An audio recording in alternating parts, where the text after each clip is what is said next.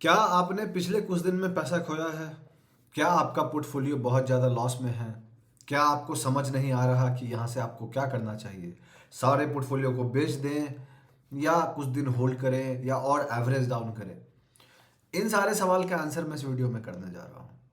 लेकिन आपको ये समझना पड़ेगा कि मैं आपको एडवाइस देने नहीं जा रहा हूँ। मैं ये सारे सवालों का जवाब अपने हिसाब से देने जा रहा हूँ कि अगर मैं आपके पोजीशन पे होता तो मैं क्या करता, क्योंकि मेरे दिमाग में भी ये सारे सवाल आते। तो फिर मैं उसको कैसे हैंडल करता, मैं उस हिसाब से बातें करूँगा। तो मैं चाहता हूँ कि आप मेरा ओपिनियन देखें कि मैं क्या सोच रहा हूँ, कैसे सोच रहा हूँ, उसके पीछे का लॉजिक क्या है, और फिर आपको जो सही लगता है आप उसके हिसाब से मान सकते हैं। नहीं मानना हो तो मत मानिएगा। लेकिन ये वीडियो डेडिकेटेड उन सब लोगों के लिए है जो कंफ्यूज हैं, जिनको नहीं समझ में आ रहा है, जो नए हैं, जिनको आइडिया नहीं मिल पा रहा है कि उनको ऐसे मार्केट को कैसे हैंडल करना है। तो ये वीडियो आपके लिए ही डेडिकेटेड बनाया गया है। क्यों बनाया मैंने? बिकॉज एक रैंडम दिन क्या हुआ, सडनली मुझे अपने टीम वाले में मेरे टीम में एक बंदा है, उसकी तरफ से मैसेज आया कि भाई क्या करूं मैं अपने पोर्टफोलियो का। और फिर उसी दिन कोइंसिडेंस कि मैं इंस्टाग्राम पे ओपन कर रहा था तो मुझे एक बंदे का पोर्टफोलियो का मैसेज आया था, और वो भी यही बोल रहे थे कि मैं इतने % लॉस में हूँ और क्या करना चाहिए, क्या मैं सब कुछ को बेच दूँ, मेरा इतना प्रॉफिट हुआ था, इतना नुकसान हो गया। तो फिर मुझे लगा कि ये सवाल तो फिर बहुत लोगों के दिमाग में चल रहा होगा, क्योंकि मार्केट एक ऐसे पोजीशन पे है जहाँ पे ये सवाल चलना बनता भी है, वाजिब भी है। इरिस्पेक्टिव ऑफ मार्केट कितना ऊपर गया है नहीं गया, क्या ही फर्क पड़ता है। बट ये जो टाइम है वो टाइम ऐसा ही है जहाँ पे जब चीज़ें करेक्ट होती हैं तो बहुत सारे लोग गलत स्टॉक को लेके बैठ जाते हैं। तो इस वीडियो में हम उसी को लेकर डिस्कस करेंगे। मैं चाहता हूं कि आप ये वीडियो पूरा देखिएगा ताकि आपको सीखने को मिले। आधा अधूरा देखिएगा तो कोई बात छूट जाएगी, फिर बाद में आपको लगेगा कि मैं कुछ और कह रहा था। तो it's much better to see the whole video and then आप अपना ओपिनियन जो भी बनाना चाहते हैं बना सकते हैं। तो चलिए फिर वीडियो को स्टार्ट करते हैं।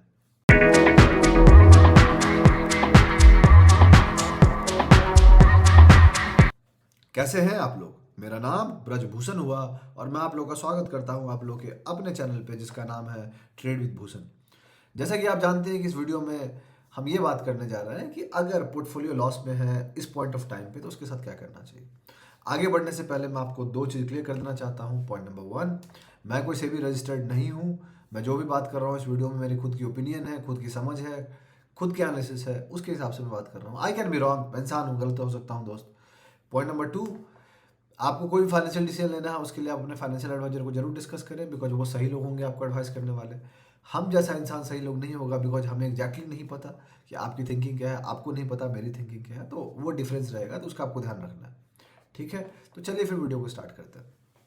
देखिए, आगे बढ़ने से पहले मैं 2-3 बात आपको बता देता हूँ। सबसे पहला, मेरी खुद की पोर्टफोलियो नीचे गई है। एक टाइम पे वो मिड टर्म पोर्टफोलियो 17-18% प्रॉफिट में था। काफ़ी प्रॉफिट बुक करने के बाद वो घट के आज के रेट में 6-7% प्रॉफिट पे है, 5-6% प्रॉफिट पे है। इसका मतलब 12% प्रॉफिट उसका कम हो गया है। जो अनरियलाइज प्रॉफिट था उसके बारे में बात कर रहा हूँ। जो शॉर्ट टर्म की पोर्टफोलियो है वो एक टाइम पे डिसेंट प्रॉफिट में थी, वो घटी है, अकाउंट माइनस में गया है, सब कुछ हुआ है। मैं अपने बारे में क्यों बता रहा हूँ? जस्ट बिकॉज शुरुआत यहीं से होती है। ऑन रिकॉर्ड हमने 2 स्टॉप लॉस बुक किए हैं, 3 छोटे छोटे प्रॉफिट बुक किए। अगर उसमें सब कुछ ठीक रहता तो ज़्यादा बड़ा प्रॉफिट होता, बट हमें छोटा प्रॉफिट बुक करना पड़ा बिकॉज बहुत सारी प्रॉफिट कम हो गई थी। अभी भी जब मैं बात कर रहा हूँ अभी भी 2-3 ऐसे स्टॉक हैं जो अपने स्टॉप लॉस के नीचे जा चुके हैं या स्टॉप लॉस के पास है। एक स्टॉक जो है स्टॉप लॉस के काफ़ी नीचे जा चुका है, उसका नाम एडवांस एंजाइम है। अगर उसमें मैं लॉस बुक करता हूँ मंडे को या ट्यूसडे को तो वो ऑलमोस्ट 1.5 स्टॉक्स के लॉस के बराबर होगा, बिकॉज एक स्टॉक में हम 15% का लॉस बुक करते हैं और एडवांस एंजाइम उससे ज़्यादा लॉस में जा चुका है। तो मैं एग्जाम्पल आपको यही दिखा रहा हूँ कि ऐसा केस हमारे साथ भी हुआ है, मेरे खुद के साथ हुआ है। लेकिन ऐसा क्यों है, उसके पीछे का वजह आपको समझना पड़ेगा। सबसे पहला वजह, जब निफ्टी अपने टॉप से 10% गिरता है तो दोस्त बाकी इंडेक्स भी 10, 11, 12% गिरते हैं। कुछ कुछ इंडेक्स तो 15% भी गिरे, राइट। तो सवाल है कि जब वो सब कुछ होता है तो फिर क्या करना होता है हमें। फिर यही बात आती है, उस समय हमें ये समझना पड़ता है कि हम कैसे स्टॉक को हैंडल कर रहे हैं और क्या करना। वहां पे आता है होप, उम्मीद। हमें लगता है, जो कि नॉर्मल रियलिटी भी है, कि जब इंडेक्स गिर रहा है तो बाउंस बैक करेगा तो रिकवरी मिल जाएगी। मेरे से आप पूछिएगा तो एडवांस इंजाइन जब पहले लेग में गिरा, जब निफ्टी पहला लेग गिर रहा था तो मुझे लगा बाउंस बैक होगा, हुआ भी बाउंस बैक। अगर मैं वहां पे निकल जाता तो मेरा लॉस छोटा होता या ऑलमोस्ट ब्रेक इवन के पास में निकल जाता या थोड़ा सा लॉस में निकल जाता। लेकिन जब सेकेंड लेग निफ्टी का गिरा, अगर आपको लेग समझ में नहीं आ रहा तो समझो कि एक बार ऐसे गिरा, फिर बाउंस किया और फिर दोबारा गिरा, तो जब बाउंस किया तो उस समय एडवांस एंजाइम ठीक ठाक रिकवर कर गया था, अगर आप जाके देखो, एग्जाम्पल दे रहा हूँ, और बहुत सारे स्टॉक ने रिकवर भी किया। लेकिन जो सेकेंड लेग ऑफ निफ्टी गिरा, वहां पे बहुत सारे स्टॉक ज़्यादा गिरे, जिसमें एडवांस एग्जाम एक बड़ा एग्जाम्पल है, जो मैं एग्जाम्पल देके आपको बता रहा हूँ। ऐसे बहुत सारे स्टॉक ने किया, कुछ स्टॉक ने बेहतर स्ट्रेंथ शो किया और वो ऊपर चले गए।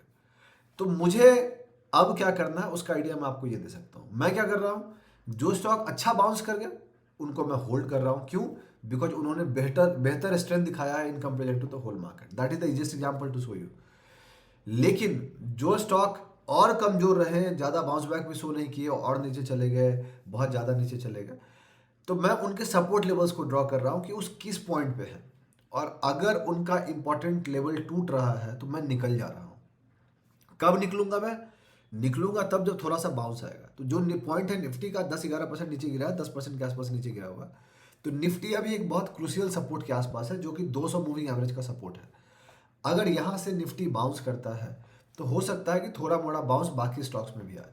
तो जो स्टॉक मेरे कमजोर हैं, जिन्होंने इंपॉर्टेंट लेवल तोड़ दिया है, उसमें जैसे ही थोड़ा बाउंस आएगा तो मैं उसको लेके निकल जाऊंगा। उससे क्या होगा? उससे ये होगा कि मेरा लॉस छोटा होगा, बस लॉस बिल्कुल होगा लेकिन लॉस थोड़ा सा छोटा होगा, तो उसका है। बाकी जो कहानी है वो बहुत सिंपल है कि हम लॉस को पार्ट ऑफ द गेम मानना पड़ेगा, लॉस लेना पड़ेगा। बिना लॉस लिए हुए मार्केट में हम सर्वाइव नहीं कर सकते। कोशिश हमारी ये होनी चाहिए कि जो स्टॉक बहुत ज़्यादा स्ट्रांग है उसमें अच्छा पैसा बनाना है, जो कमज़ोर है उसमें छोटा लॉस लेके निकलना है। तो क्या मैं पूरा पोर्टफोलियो बेच दूंगा? नहीं। क्यों? मैं हर एक स्टॉक को अपने इंडिविजुअल लेवल पे जाके देखूंगा कि हर एक स्टॉक कैसा बिहेव कर रहा है। जो अच्छा बिहेव कर रहा है उसको मैं होल्ड करूंगा, जो खराब बिहेव कर रहा है उसको लेके निकल जाऊंगा। सिंपल।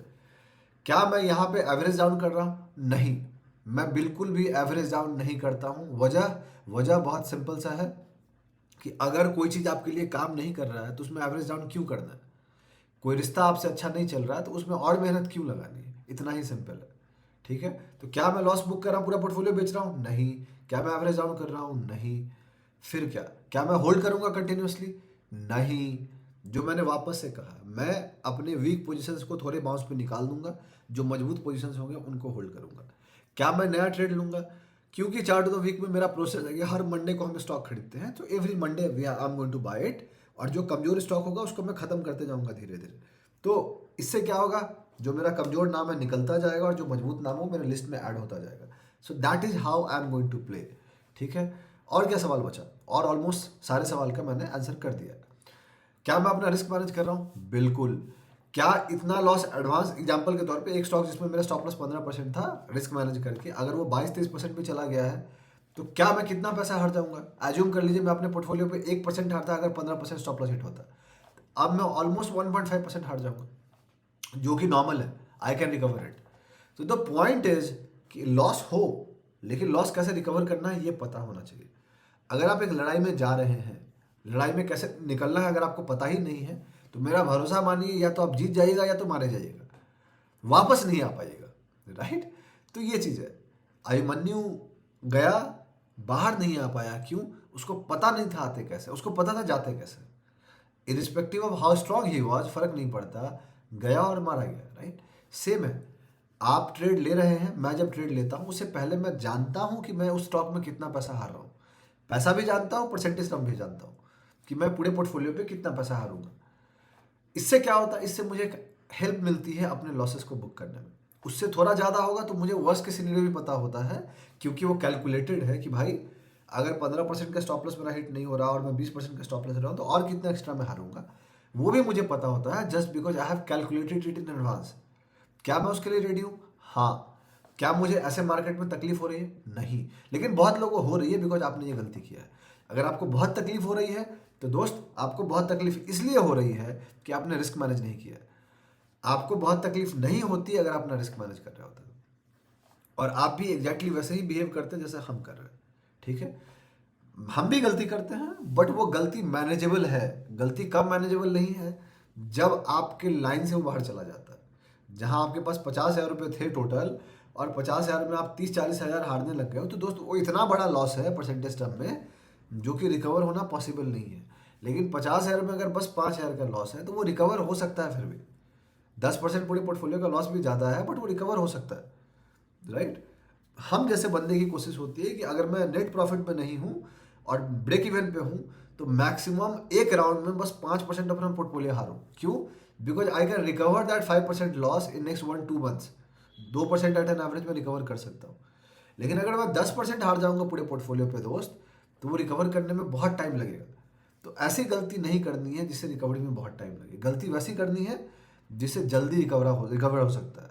अगर एक्सीडेंट हो रहा है आपका, छोटा मोटा एक्सीडेंट है, तो आप रिकवर कर जाइएगा। कोई बड़ा एक्सीडेंट है दोस्तों, आपके ऊपर जाने के चांसेस ज़्यादा बढ़ जाते हैं।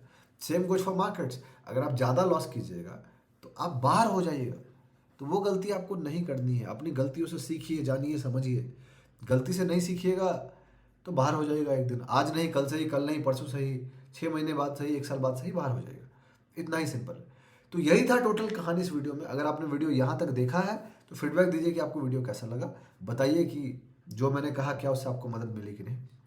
वीडियो अच्छा लगा तो लाइक कीजिए, सब्सक्राइब कीजिए, चैनल को सपोर्ट कीजिए, हमें अपने दोस्तों के साथ शेयर कीजिए, उनको बोलिए हमारे चैनल को सब्सक्राइब करने के लिए। बहुत जल्दी मैं आपसे अगले वीडियो में मुलाकात करूंगा। तब तक के लिए अपना ध्यान रखें, अपने घर वालों का ध्यान रखें। शुभ रात्रि। चीयर्स।